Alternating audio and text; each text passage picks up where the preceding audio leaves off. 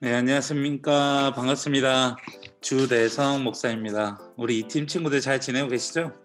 우리 이번에 아우팅을 하게 됐잖아요. 그래서 제가 여러분이 여러분께서 우리 리더들은 별로 목사님 그렇게까지 해야 됩니까? 라고 이제 생각할 수도 있겠지만 제가 봤을 때 여러분과 이 사사기를 꼭 나누고 싶었었어요. 제가 리더로서 저도 이제 섬겼었던 적이 있는데, 위로 분명히 우리 재밌는 것도 할 거고 놀기도 하겠지만, 냉정하게 우리 자신의 영적인 상태를 조금 살펴보면서, 또 우리가 그건 무엇으로 우리의 말을 채워야 하는가, 이 공허함과 지침과 어려움을 회복해야 되는가에 대한 관점으로 이 사사기를 한번 보셨으면 좋겠습니다.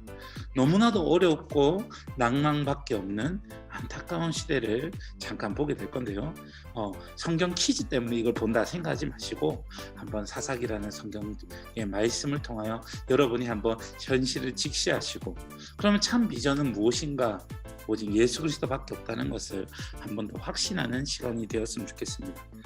제가 오늘 강의를 할 때 어렵게 하는 게 목표가 아니라 쉽고 재밌게 하는 목표라서 시간 꼭 약속해서 20분 내외로 바로 마치도록 하겠습니다. 더 빨리 끝날 수도 있습니다. 네, 사사기 하면 여러분 어떤 게 생각이 나나요? 워낙 많이 배우셨잖아요. 네, 저는 이 말씀이 하나 가져왔어요. 이스라엘 자손이 주의 모든 원수들의 손에서 자기들을 건져내신 여호와, 자기들의 하나님을 기억하지 아니함. 이게 말이 됩니까? 하나님이 그들을 건져주셨는데 하나님을 기억하지 않는 이 시기가 사사기이며 오늘날 이 시대입니다.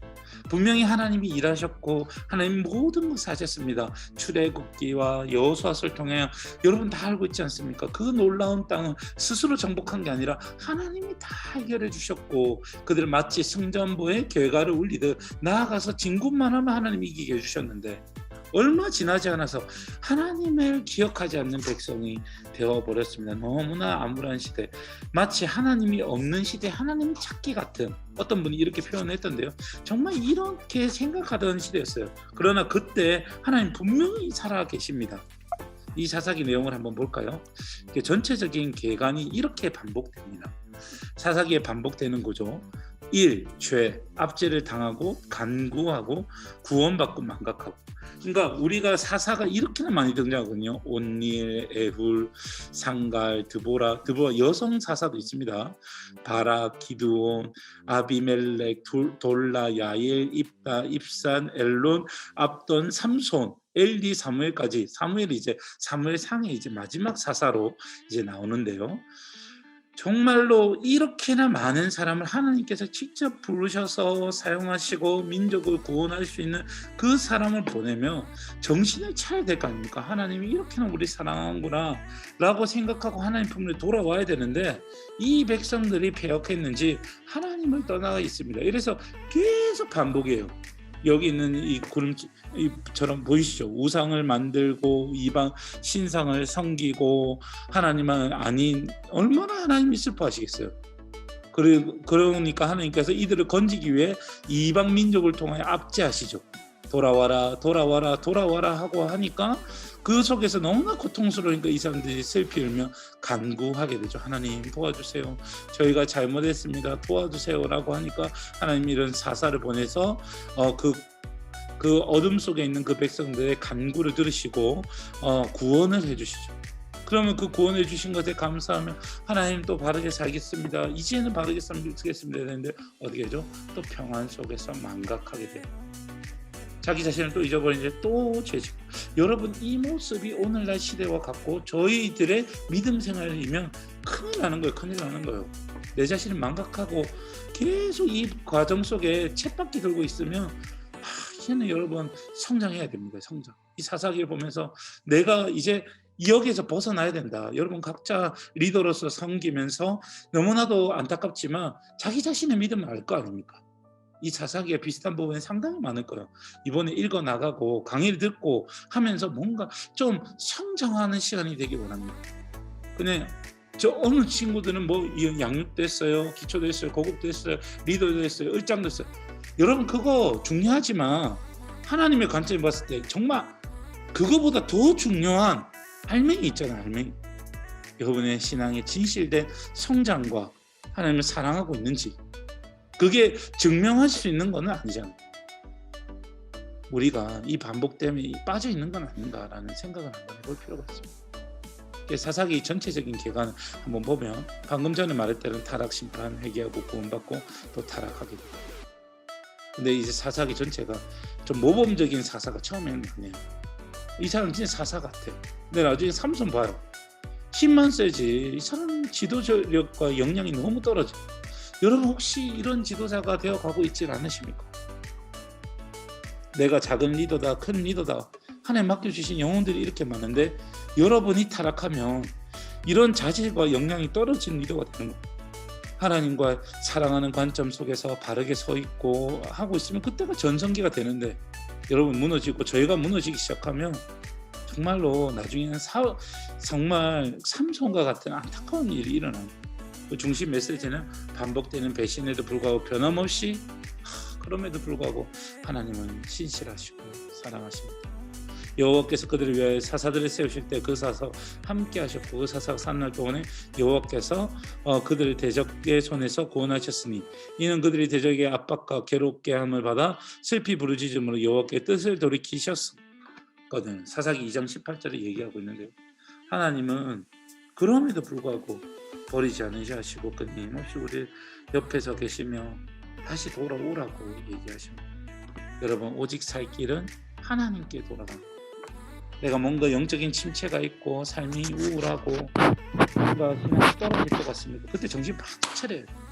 살 길 다른 방법 없습니다. 리더 내려놓고 뭐 내려놓으면 될 것 같죠? 아닙니다. 내 믿음의 본질인 하나님 앞에 엎드리고 하나님과의 관계 회복으로 그 문제들을 해결해 나가는 것이 최고의 방법이에요. 최고의 방법. 목사님은 어떻게 위로받아요? 말씀밖에 없어요. 말씀밖에. 교제도 위로되죠. 그렇지만 참 위로는 생명의 말씀이에요. 제가 그래서 제일 말씀 가운데 생명하던 이 사사기를 여러분과 보고 싶었어요. 나는 어떤 지도자인가, 어떤 리더인가 한번 인물들 보시기 바랍니다. 온니, 에우, 드보라, 기드온 뭐 많죠. 이 사람들 보면서 내 자신을 보고 또 우리의 적은 무엇인가. 이스라엘 적들이 너무 많아요. 메소포타미아 문명 속에서 구산, 리사다임, 모압, 에글론, 블레셋, 가나안 왕, 미디안, 아말렉, 암몬. 우리 주위에 이렇게나 영적인 전투가 치열한 가운데 우리가 있는 거예요.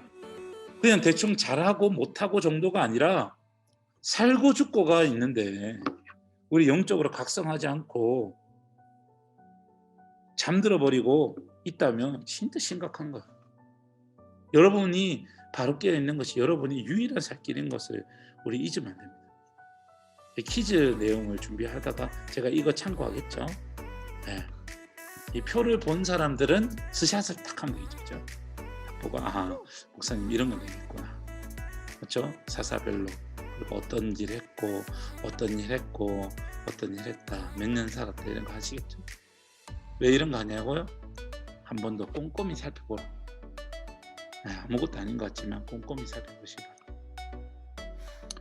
그리고 또 중요한 흐름을 잊으면 안 되죠. 이 꼼꼼히 살펴보면서 사사기의 신학적 의미, 진정한 자유의 가능성을 확인할 수 있는 시간입니다. 사사기에 이전에 여호수아 이후에 그들에게 자유를 줬어요. 사사기 1장 1절에 뭐라 나오죠? 아니야, 이 내용이 아니고 마지막 사사기 마지막에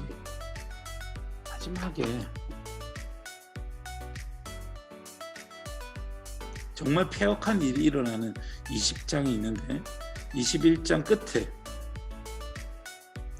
21장 25절 그때 이스라엘의 왕이 없으므로 사람이 각기 자기의 소견에 옳은 대로 행하였더라. 사사기는 뭔가 해결되는 것 같으면서도 해결되지 않는 마지막 마무리로 끝이 납니다. 한 말도 안 되는 어떤 폐역한 인륜 배반적인 사건이 일어났는데 그것을 해결하는 그 과정 속에서도 결국은 회복과 아름다움이 있는 것이 아니라 이것밖에 되지 않는가? 라는 슬픔으로 마무리가 되고, 그 끝에 이스라엘 왕이 없으므로 이 모든 것이 각자 자기의 옳은 소견이었을 뿐이다 라고 성경은 이야기하고 있죠. 어떤 레위 사람, 그러니까 레위 사람은 선지자잖아요. 그러니까 선지자가 나오는 그 제사장 그룹인데, 이 레위 사람이 어떤 동네에 유다 베들레헴의 첩을 맞이하였더니 라고부터 나오는, 벌써 타락한 상태, 아내도 아니고 첩인 거예요. 그러니까 이 타락한 레위 사람이 나오는 직역이니 그 외에는 얼마나 타락했겠습니까? 그때 19장 2절에 그 첩이 행음하고 남편을 떠나 유다 베들레헴 그의 아버지 집에 돌아가서 거기서 넉 달 동안에 지내매 그의 남편이 그 여자에게 다정히 말하고 그를 데려오고자 하나 하여 하인 한 사람과 나귀 2마리를 데리고 그에게로 가매 여자가 그의 인도를 하여 아버지 집에 들어가니 그 여자의 아버지가 그를 보고 기뻐하였더라. 그의 장인 곧 그 여자의 아버지가 그를 머물게 하매 그가 3일 동안 그와 함께 머물러 먹고 마시며 거기 유숙하였다가 넷째 날 아침에 일찍 일어나 떠나고자 하며 그 여자의 아버지가 그의 사위에게 이르되 떡을 조금 먹고 그대의 기력을 돋운 후에 그 사람이 다시 밤을 지내고자 하니 일어나 여부스 맞은편에 이르렀더니 이제 떠났죠. 이제 일어나서 안녕히 계세요 하고 여부스 맞은편에 이르는데 여부스는 곧 예루살렘이라 안장 지운 나귀 2마리와 첩이 그와 함께 하였다. 그러니까 이 떠나는 과정도 쉽지 않았는데 이렇게 떠나게 됐어요. 정말 이 이해가 됩니까? 정말 말이 안 되죠. 레위인에게 첩이 있고 그 첩의 그 장인이 그것을 인정하고 있고 이렇게 떠났는데 야, 딴 데 가지 말고 기브아라는 곳에 가자라고 이제 갔어요. 13절에 그 종에게 이르되 기브아라 라마라는 곳에 거기서 유숙하고자 모두 앞으로 나오던 베냐민에 속한 기브아가 가까이 이르러 해가 진지라 기브아에 가서 유숙하려고 그리로 돌아가서 성읍 넓은 거리에 앉아 있으나 그를 집으로 영접하여 유숙하게 하는 자가 아무도 없더라. 여기서부터도 좀 문제가 있는 거죠. 이스라엘 민족이면 이방에 있는 그 아브라함 때부터 이방 사람들을 이렇게 올바르게 대해주는데 아무도 이상이 없죠. 그때 16절에 저녁 때 한 노인이 밭에서 일하다 오는데 에브라임 산지 사람으로서 기브아에 거류하는 자요 곳에 있는 베냐민 자손이라는 이 사람이 보니까 나그네가 있는 거예요. 그래서 노인이 묻되 어디서 어디 왔냐. 그러니까 예 저는 이래서 유다 베들레헴 갔다 여호와의 집으로 가는 중. 그러니까 하나님의 그 레위 지파로서 뭔가 자기 위치로 가려고 하는데 아무도 도와주는 사람이 없습니다. 그러니까 우리 나귀들도 있고 먹일 집과 여물도 있고 여종도 있고 이 종들이 있는데 먹일 거 좀 주시고 양식도 좀 도와주세요라고 얘기하니까 노인이 안심해라고 내가 쓸 거 나눠주겠다고 하고 들어오라고 하고 이제 집에 들어가서 나귀도 먹이고 발도 씻고 멋있고 자기 하는 거예요. 그래서 막 신나 있는 그때에 그 성읍의 불량배들이 그 집을 에워싸기 시작하는 거예요. 그 문을 막 두드리며 지금 노인에게 말한 거예요. 지금 이상한 그 외부 사람 오지 않았냐, 그 사람 내놔라고, 그와 관계하겠다. 폐역의 끝이 가니까 어떻게 돼요? 이스라엘 공동체가 있는 한 지방에 있는 노인의 집에 찾아온 손님 한 명까지도 거기에 있는 그 지역 사람들이 끌어내어서 동성애를 하겠다고, 관계를 하겠다고 하니까 이 사람이 이제 살아야 되니까 그 24절 보라 여기 내 처녀 딸과 이 사람의 첩이 있은즉 내가 그들을 끌어내리니 너희가 그들을 욕보이거든 너희 중에 좋은 데를 하라 하면서 이 사람에게 나쁜 짓 하지 마세요라고 했던 거예요. 그런데 그 무리가 듣지 않고 그 사람이 자기 첩을 붙잡아 막 우리 마음대로 할 거라고 하니까 문을 닫으면서 그 여인 첩을 방금 전에 그렇게 그 장인과 만나고 했던 그 첩을 밖으로 내쫓으면 문을 닫아버렸죠.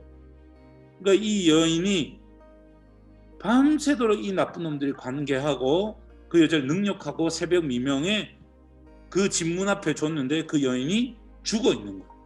이 일이 사사기 19장이에요. 그러니까 사사기 1장에서부터 얼마나 폐역해졌냐면 마지막 시대에 이렇게 되는 거예요.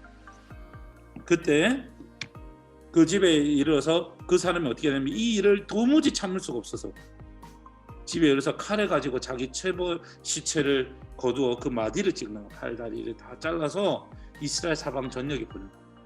말도 안 되는 이 사건을 알리기 위해 시체 한 덩어리를 다 보낸 다음 너네도 약속한 민족이지 않냐, 이 불의를 보고 참으면 너네도 이렇게 된다고, 일어나야 된다고, 하고 30절 그것을 보는 자가 다 이르되 이스라엘 자손이 애굽의 땅에서 올라온 날부터 오늘날까지 이런 일은 없었다고 보지도 듣지도 못한 이 악한 일을 생각하고 상의한 후에 말하자 하고 온 백성이 한 곳에 모이는 것.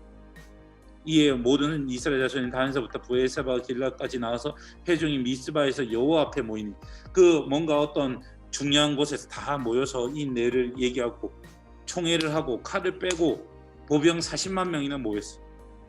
어떻게 이런 일이 있냐고. 우리 민족 중에 한 민족이 어떻게 레위인을 이렇게 어떻게 할 수 있냐고. 이 악한 일을 했는데 그들을 가만두면 안 된다 하고 부르는데 이제 당사자를 부른 거죠. 레위 사람고 죽임을 당한 여인의 남편이 와서 내가 내 첩과 더불어 베냐민 속에 속한 기브아에 유숙하러 갔더니 이런 일이 일어나. 방책을 내보라. 백성이 다 일어나서 제비를 뽑았죠. 기브아 사람에게 이제 하려고 전쟁을 하려고. 10절에 100명에게 10명, 1000명에게 100명, 10,000명에게 1000명 뽑아서 양식 준비하고 다 모여라 하고 이제 전쟁을 하려고 앞에 딱 가서 베냐민 지파 안에 기브온이라는 곳이 있거든요. 베냐민 지파에 가갖고 너 어때 이런 악행인데 너네가 보고 있냐고. 걔네들 불량배들 끌어내라고. 가만두지 않는다. 13절 그런즉 이제 기브한 사람고 그 불량배들 우리에게 넘겨줘서 우리가 그들을 죽여 이스라엘 중에서 악을 제거하고 버리게 해라. 베냐민 자손이 그들의 형제 이스라엘 자손의 말을 듣지 아니하고 이 악한 걸 보고도 침묵하는 거예요. 한번 해보자고. 베냐민은 어차피 기브온은 우리 땅이라고, 우리 형제들이라고. 그래서 싸움을 싸웠는데 처음에는 베냐민 자손이 이기기 시작하죠. 근데 그 과정에서도 18절에 보면 20장 18절에 이스라엘 자손이 일어나 베델에 올라가서 하나님께 여쭈어 이르되 우리 중에 먼저 누가 올라가서 베냐민 자손과 싸우리까 하니 여호와께서 말씀해 주시되 유다가 먼저 갈지니라. 유다 먼저 가라. 하나님한테 묻는 것 같죠. 그러나 하나님 승리를 장담하지 않으시거든요. 이 전쟁을 해야 됩니까 안 해야 됩니까를 묻지 않고 벌써 전쟁하기를 다 결정한 다음에 어느 지파 갈까요? 당연히 이길 거니까. 하나님의 음성조차도 이제 듣는 것이 그 순서가 다 바뀌어버리죠. 그래서 올라가니까 어떻게 돼요? 당연히 지죠. 다 지고 난 다음에 23절 드디어 이제 바르게 하죠.